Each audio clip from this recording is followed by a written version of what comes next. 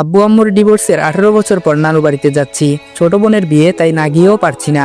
আম্মুর উপরে রাগ থাকতে পারে, কিন্তু বোনের উপর নেই। তাদের ডিভোর্সের পর আমাকে আব্বু তার কাছে রেখে দেয়। আর তরি একদম ছোট ছিল বলে আম্মু তরিকে তার সাথে নিয়ে যায়। দীর্ঘ 18 বছর তাদের সাথে কোনো প্রকার যোগাযোগ নেই। তরির বিয়ের খবরটা কোথায় পেলাম সেটা পরে বলছি। হঠাৎ ড্রাইভার বাস থামালো। যাত্রীরা সবাই একটু থমকে গেল। এটা তো লোকাল বাস না, তাহলে বাস থামিয়ে যাত্রী নিবে কেন? আমি ছোটবেলা থেকে একটু ঘাড়তেরা টাইপের, একটু বদমেজাজি আর ঘাড়তেরা।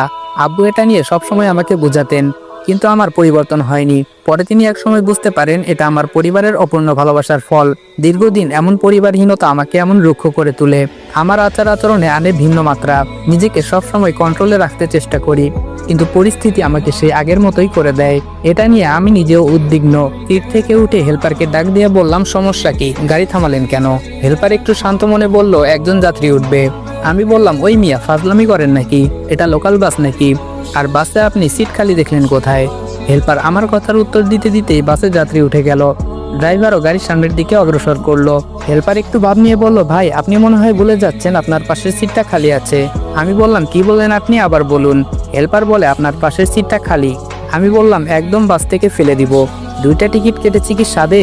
হেল্পার বলে, ও ভাই সরি, মনে নেই। আমি হেল্পারের দিকে একটু রাগী দৃষ্টিতে তাকিয়ে আমার সিটে এসে বসলাম। একটা হাঁটু অপর সিটে তুলে রাখলাম। ঢাকা টু খুলনার জার্নিটা মোটেও কম না। নিজস্ব গাড়ি নিয়ে আসতে পারতাম, কিন্তু এত দূরের জার্নি দুষ্কর হয়ে যাবে। নিজের নিরাপত্তার কথা ভেবে বাসের টিকিট কেটেছি, তাও আবার একটা না, একসঙ্গে দুটো। রাত হয়ে গেলে ঘুমোতে সুবিধা হবে। আমি আবার বসে ঘুমাতে পারি না। আর তার থেকেও বড় কারণ হচ্ছে বাইরের মনোরম পরিবেশ যেন উপভোগ করতে পারি জানালার পাশে বসে। যদি জানালার পাশে সিট না পাই, তাই একসঙ্গে 2টো টিকিট কেটেছি, যেন কেউ এসে ভাগ বসাতে না পারে, বলতে যেন না পারে যে জানালার পাশের সিটটা আমার। হেল্পার আমার পিছনে ভাই ভাই করতে করতে আসলো। আমি অন্যদিকে মুখ ফিরিয়ে তাকিয়ে আছি। কোনোভাবে আমি আমার সিট ছাড়ছি না। হেল্পার বলে, ভাই আমরা আপনার এক সিটের ভাড়া ফেরত দিয়ে দিচ্ছি, তবুও আপনি একটু কষ্ট করে একটা সিট ছেড়ে দিন। আমি চোখ রাঙিয়ে তাকিয়ে আছি হেল্পারের দিকে। খুব রাগ হতে লাগলো হেল্পারের প্রতি, তবে মুখে প্রকাশ করলাম না, নিজেকে কন্ট্রোল করলাম। ভাই ভাই প্লিজ প্লিজ। আমি বললাম, আপনি প্লিজ সামনে থেকে সরে যান, রেগে গেলে কিন্তু খারাপ কিছু হবে। হেল্পার বলল, ভাই ভুল তো মানুষের হয়, আপনি একটু বোঝার চেষ্টা করুন। আমি বললাম, খুব খারাপ হবে কিন্তু, আমার সমস্যা আছে দেখে আমি 2টা সিট বুকিং করেছি। হেল্পার বলে, ভাই উনি যুবতী একটা মেয়ে, দাঁড়িয়ে দাঁড়িয়ে এত দূর যাবে, কেমন দেখায়? মা বোন তো আপনার বাড়িতেও। আমি বললাম, জাস্ট শাট আপ, সব কিছুতে মা বোন টেনে আনেন কেন? যান সামনে থেকে। আমার ধমক খেয়ে চলে গেল সে। আমি অন্যদিকে তাকিয়ে আছি। আমার সিটের পাশে কারো উপস্থিতি টের পাচ্ছি। সিটের উপর হাত রেখে দাঁড়িয়ে আছে। বুঝতে বাকি নেই অনাকাঙ্ক্ষিত যাত্রী।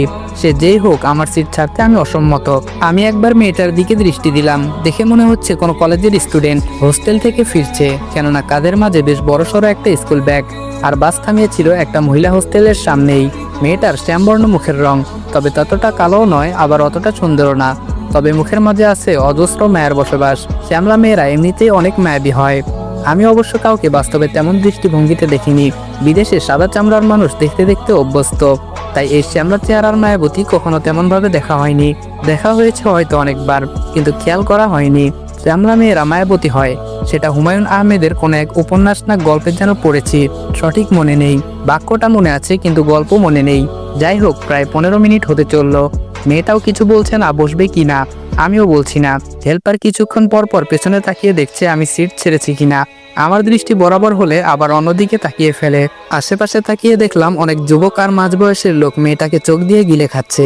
এই বিষয়টা নিতে পারলাম না। সমাজটা আজ নষ্ট হয়ে গেছে। একটা মেয়ে একলা নিরাপদ নয়। দুষ্ট লোকদের লোভাতুর দৃষ্টি মেয়েদের উপর পড়বেই। সিট থেকে পা নামিয়ে ইশারা করলাম সিটে বসার জন্য, কিন্তু সে সোজা হয়ে দাঁড়িয়ে আছে আমার দিকে তাকিয়ে। মনে হচ্ছে কি যেন বলবে। আমি বললাম, কি হলো?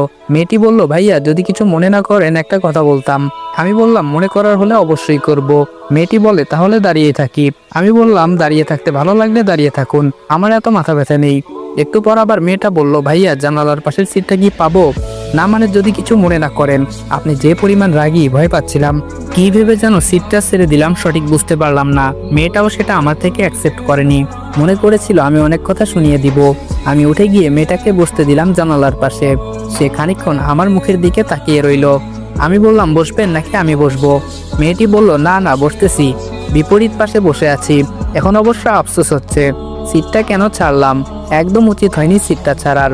নিজের 5 আঙ্গুল মুষ্টি চেপে রাগ কন্ট্রোল করলাম। একবার রাগ কন্ট্রোল না করতে করতে আবার আরেকটা ঘটনা ঘটলো। হেল্পার এসে মেয়েটাকে বলল ভাড়া দেন।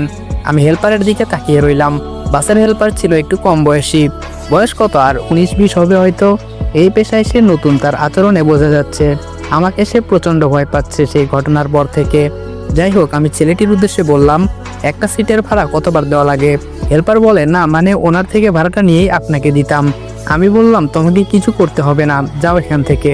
আর হ্যাঁ, কতক্ষণ লাগতে পারে খুলনা পৌঁছাতে? হেল্পার বলে 3-4 ঘন্টা তো লাগবেই। আমি বললাম ঠিক আছে।